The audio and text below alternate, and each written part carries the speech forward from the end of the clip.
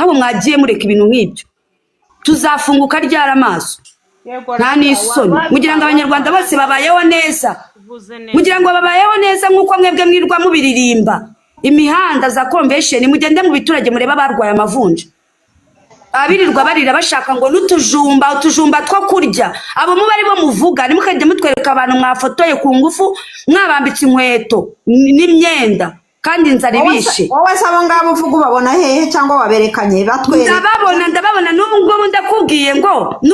ngo ubu ngubu turi 12:38 urumva nibigera saa 4 manuka ugenda ujye Nyabugogo ureba abantu baraye hanze badafite naho barara ibyo se hari igihugu kitagira umukene nta gihugu kitagira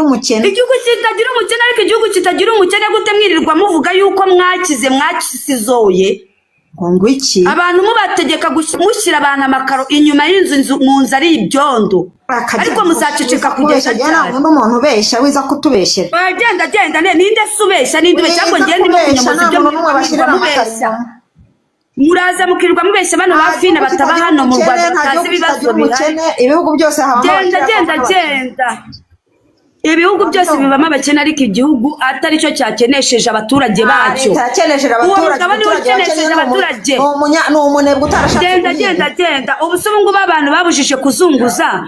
babujije kuzunguza nuko babahaye ibyo gukora ubu abana bari i Bugesera bigize indaya association